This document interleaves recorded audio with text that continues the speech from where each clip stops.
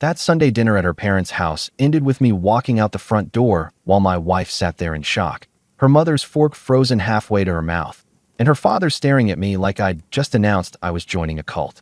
But I'm getting ahead of myself because the real story started months earlier when I first noticed my wife's phone was always face down on the table and she'd started talking about freedom like it was a religion.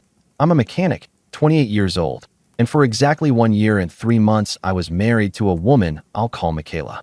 She was 27, worked some office job downtown that she complained about constantly, and for that first year everything seemed normal, maybe even boring in that comfortable way where you stop dressing up for date night and start finishing each other's sentences. I worked at an auto shop 6 days a week, came home smelling like motor oil and brake fluid, and we'd settle into our evening routine of takeout and television without much conversation. Looking back now, I can see that the silence wasn't comfortable at all. It was just the calm before everything fell apart. But at the time, I genuinely thought we were happy, or at least content enough to keep going.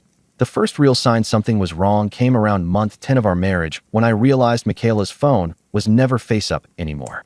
Every time she set it down on the kitchen counter or the coffee table or the nightstand, it was always screen down, like she protecting state secrets instead of just scrolling through social media.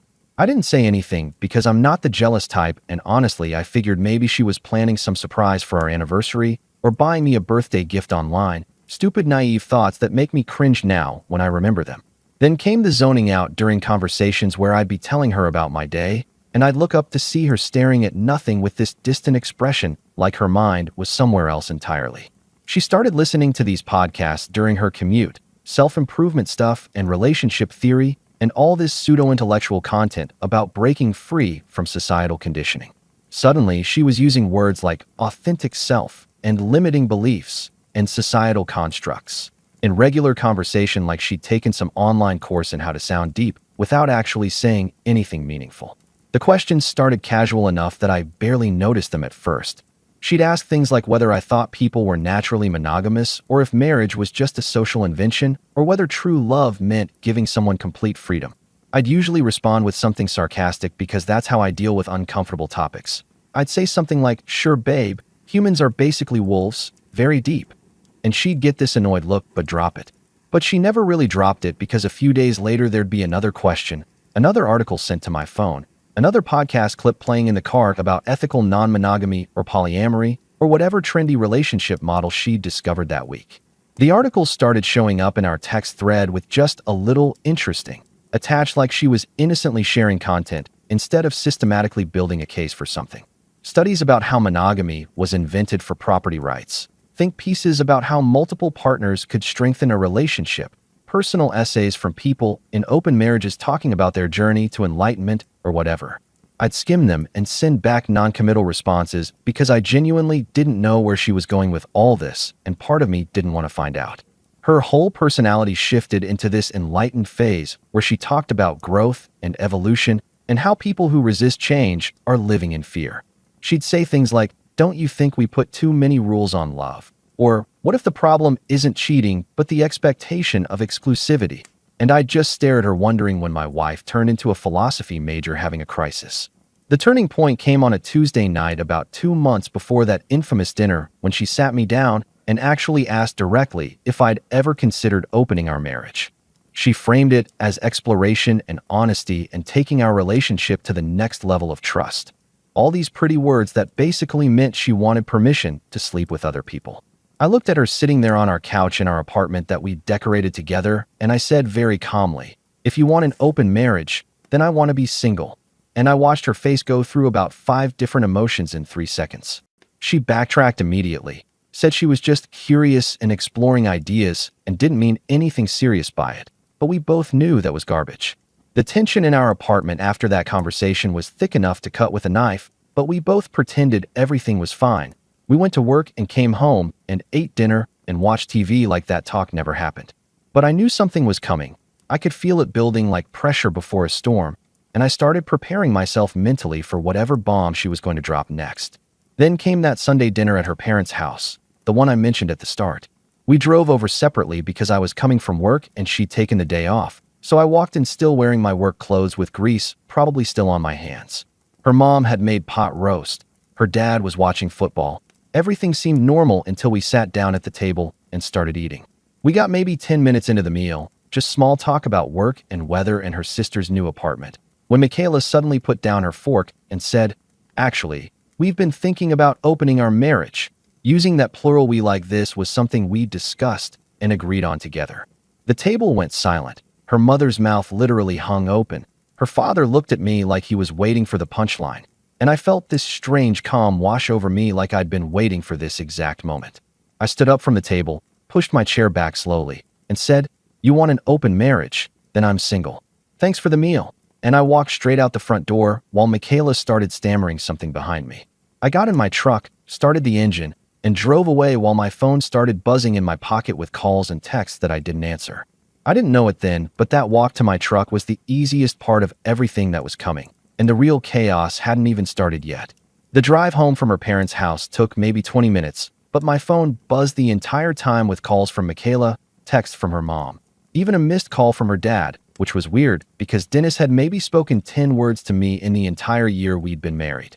I didn't answer any of them because honestly, what was there to say at that point? She'd made her position clear, and I'd made mine clearer.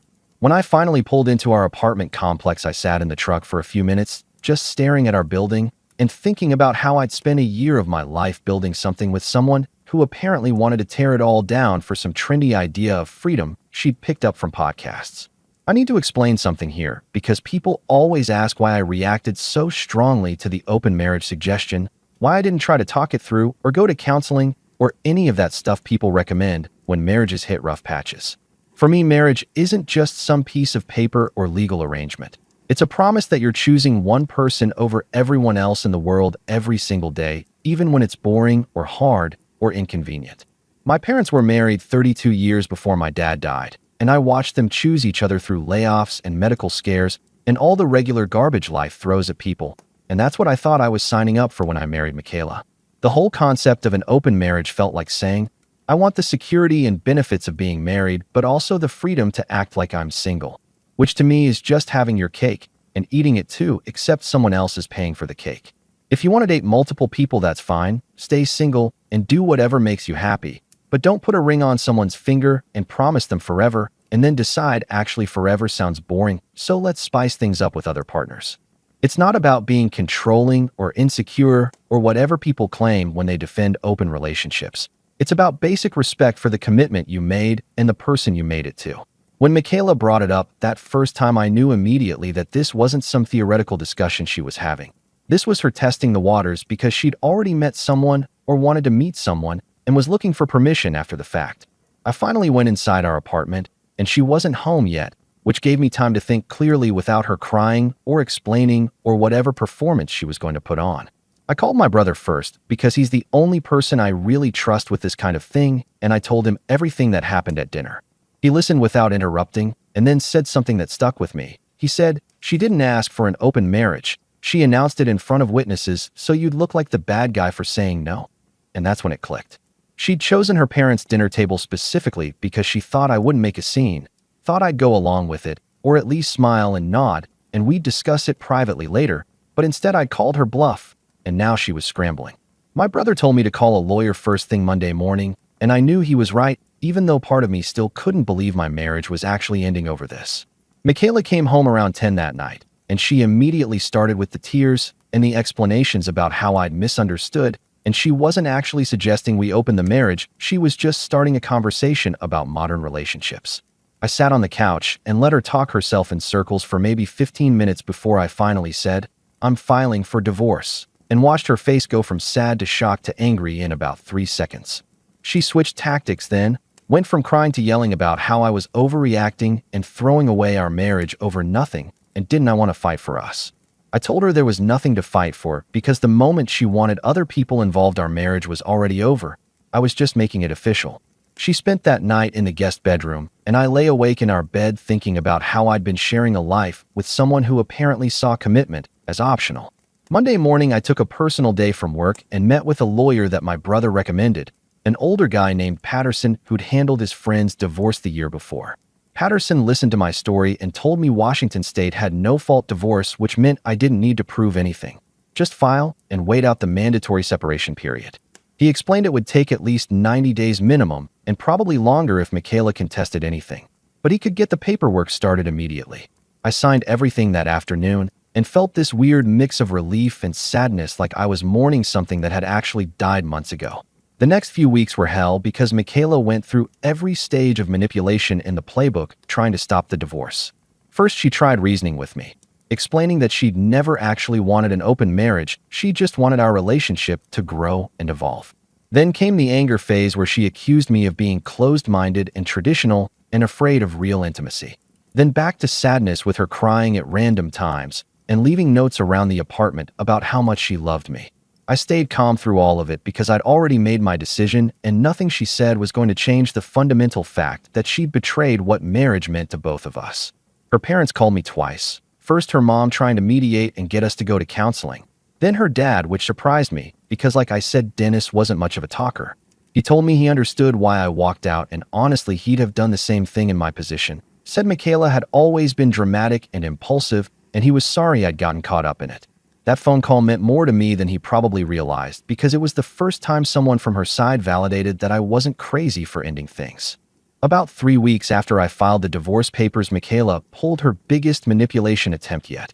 She texted me to come home early from work because she had important news, and when I got there, she was sitting on the couch looking pale and shaky.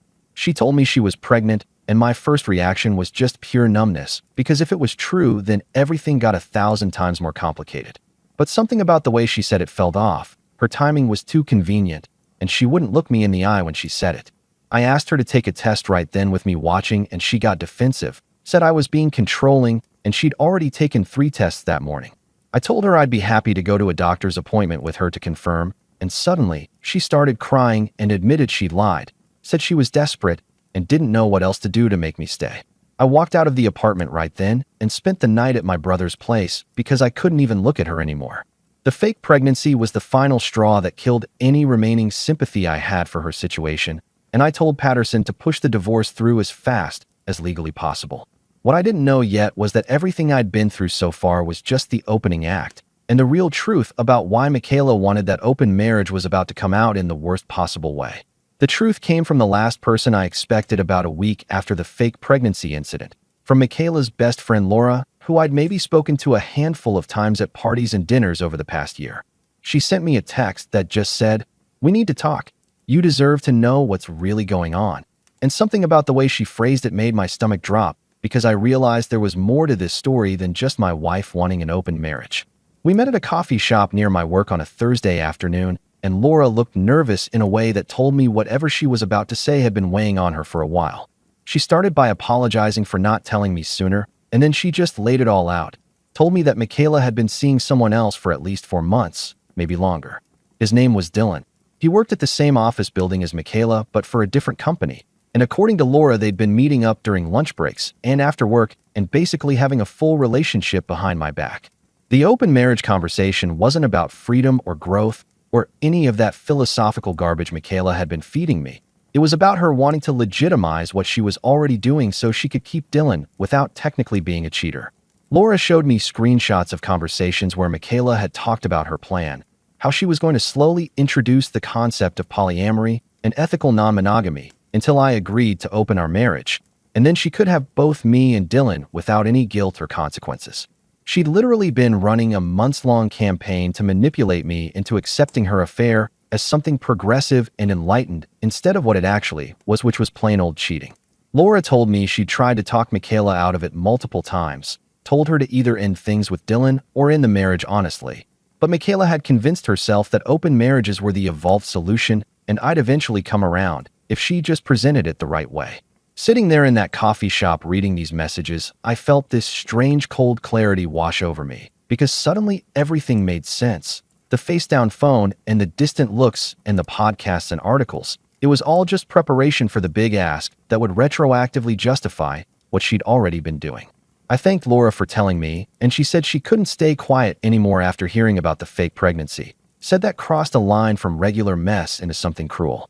Laura explained something else that finally made Michaela's desperate behavior make sense. Apparently, the whole plan had been for me to agree to the open marriage so Dylan could be the official boyfriend while I stayed as the stable husband who paid the bills and provided security. In Michaela's mind, she'd have the excitement and passion with Dylan while keeping the comfortable life and financial stability with me.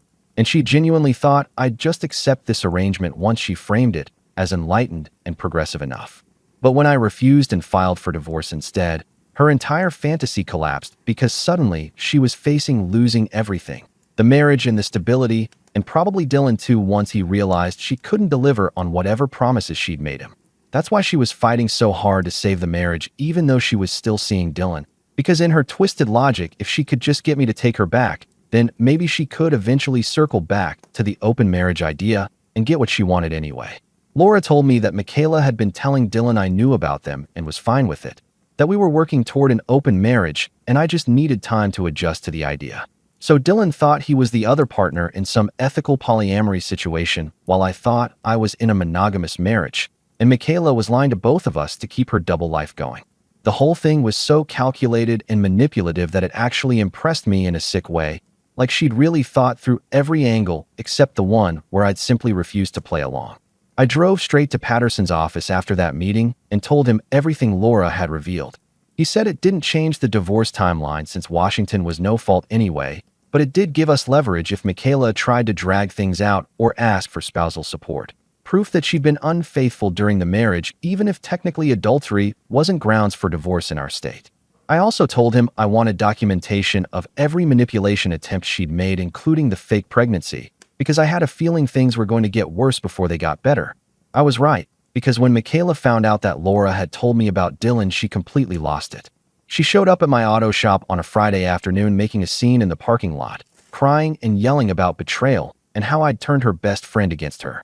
My boss had to threaten to call the cops before she finally left, and even then she sat in her car outside for another hour just staring at the building. The worst moment came later that week when she showed up at my apartment with Dylan himself, some tall guy in a button-down shirt who looked like he wanted to be anywhere else on earth. Michaela announced they'd broken up and she was choosing me. This whole dramatic declaration like we were in some romance movie. But Dylan just stood there looking confused and said, "We never broke up. What are you talking about?" And then he looked at me and asked if I really knew about them this whole time. I told him no. I'd found out a week ago from Laura, and I watched his face change as he realized Michaela had been lying to him too. He started asking her questions about what else she'd lied about, and she just kept trying to redirect the conversation back to me, saying we could all work this out if I'd just listen. I closed the door on both of them while they started arguing in the hallway, and that was the last time I saw Dylan, but definitely not the last I heard from Michaela. She started texting me dozens of times a day, long rambling messages about how she'd ended things with Dylan for real this time, and chose me, and we could start over fresh if I'd just forgive her. The messages got increasingly unhinged as I continued to ignore them, going from apologetic to angry to desperate, and back again sometimes within the same hour. Her parents tried to intervene again, but this time it was different. Her mom called to apologize for Michaela's behavior, and her dad actually told me he'd stopped giving her money because she'd been using it to meet up with this Dylan guy. Even her own family was pulling away from her because they could see she'd created this entire disaster herself. About 2 months after I filed for divorce, Michaela pulled her final public meltdown at a cafe near downtown where I'd agreed to meet Laura again to return some of Michaela's stuff that Laura had left at our apartment months ago. We were just sitting there talking about normal things. Laura was telling me about her new job, and I was explaining some engine problem I'd been troubleshooting at work when Michaela walked in and saw us together. She immediately jumped to the conclusion that Laura and I were dating or planning to date, or whatever paranoid scenario her brain had constructed, and she started screaming right there in the middle of this crowded cafe during lunch rush. She was yelling about betrayal and how her best friend had stolen her husband, and how we'd probably been planning this together the whole time, just completely detached from reality accusations that made no sense to anyone who'd actually followed what happened. Other customers started recording on their phones, and the cafe manager called the police while Laura and I just sat there in shock watching this meltdown unfold. When the cops arrived, Michaela was still screaming and trying to get past the manager to our table, and they had to physically restrain her, which led to her getting charged with disorderly conduct and resisting. I told the officers I didn't want to press additional charges. I just wanted documentation of what happened from my divorce lawyer, and they said that was fine, but she'd still have to deal with the charges the cafe was pressing. That cafe incident was apparently the final straw for everyone in Michaela's life, because after that her parents cut her off completely, her friends stopped returning her calls, and even her job put her on leave pending some kind of review.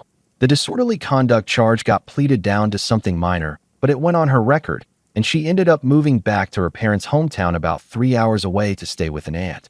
The divorce finalized 4 months after I initially filed, and I never saw her again after that cafe scene. Everything else went through lawyers and paperwork. I heard through Laura that Michaela was telling people she was the victim in all this, that I'd abandoned her over nothing and turned everyone against her. But by that point, I was so far past caring about her version of events that it didn't even register. I moved into a small house closer to work with a garage where I could work on project cars in my free time. And honestly, the peace and quiet of living alone felt like paradise after months of chaos and manipulation.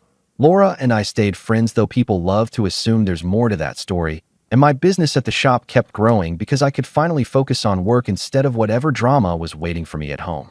The divorce taught me that some people will burn down everything good in their life, chasing some fantasy they've convinced themselves they deserve, and the best thing you can do is step back and let them handle the consequences alone. My only regret is that I didn't walk away sooner, back when I first noticed that face-down phone and those distant looks, but I guess sometimes you need to see the whole disaster play out before you understand what you were really dealing with. These days, when I hear people talking about open marriages or ethical non-monogamy, I just keep my mouth shut, because I learned that for some people it's a genuine lifestyle choice, and for others it's just a fancy excuse for wanting everything without earning anything. And my ex-wife was definitely in that second category. What do you think about this story? Let me know in the comments, drop a like, and don't forget to subscribe for more real-life stories.